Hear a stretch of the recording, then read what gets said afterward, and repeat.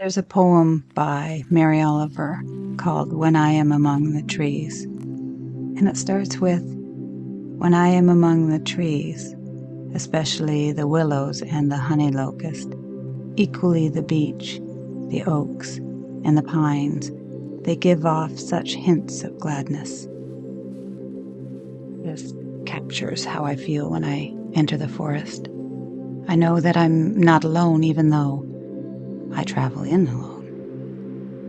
The sky, the trees, the soil, everything is part of how I create land art. I co-create. I started a year-long project in the summer, and each month I'll be making sculptures with materials that are around me. Everything can decompose as the seasons change, as the forest changes. The project is called Listening to the Mother, and that refers to all the mother energy, Mother Nature, of course. The mothers that I am and within me that have come before and that'll come after. That caring energy, that nurturing life cycle of the forest. Started the first installation in June, and the beginning was just listening deeply, not trying to impose what I thought I needed to do, which was kind of tricky at first. But the more time that I stayed in the forest, it became easier. My breath slowed down, and I began to listen to what the twigs wanted to do, what the trees were ready to do, what the wind was telling me.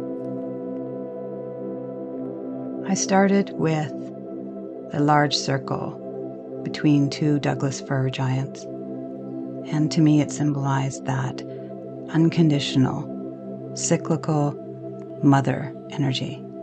It's always there. Everyone has a mother, good or bad. We are products of our mother energy, our mother history. Branches are from the area surrounding the trees, that clearing that I was working in, and there were a lot to choose from. But I was careful to not force any of the branches or materials into something that was what I wanted rather than what the shapes wanted to be. With my idea of the unconditional circle of that mother energy for the middle part of the sculpture, I surrounded it with many, many little twigs that would fit into an infinity symbol, encircling and constantly flowing around the unconditional mother. The next part of Mary Oliver's poem is, I would almost say that they save me, and daily. I am so distant from the hope of myself, in which I have goodness and discernment, and never hurry through the world, but walk slowly and bow often. Around me the trees stir in their leaves and call out, "Stay a while." This experience was earth-changing, pardon the pun, for me. I slept in the forest. I ate in the forest. I created and co-created many little projects along the way as I began to get to know how to listen deeper.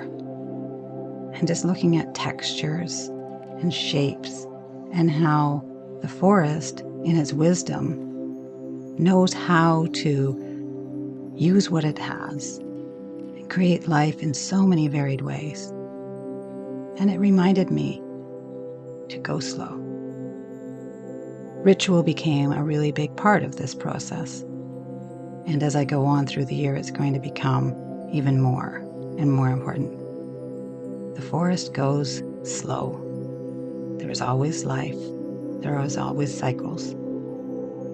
It's important to breathe deeply and notice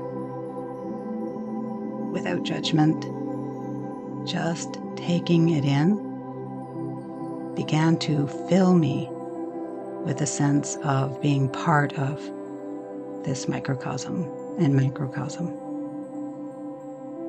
I took breaks once in a while to change my senses up, and a friend had just cut their lawn, so I asked if I could play with the clippings.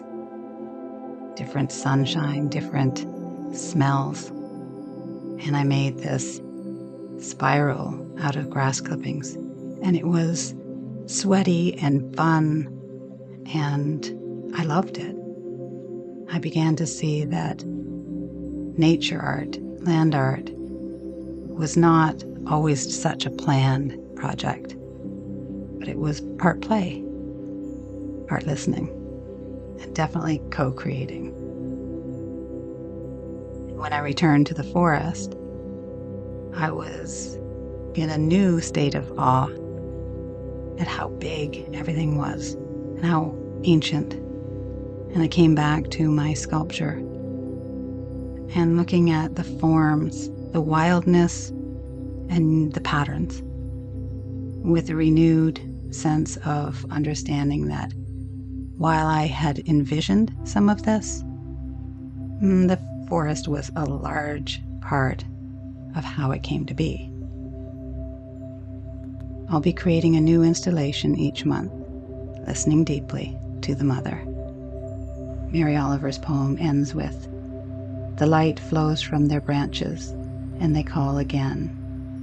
It's simple," they say, "and you too have come into the world to do this, to go easy, to be filled with light, and to shine."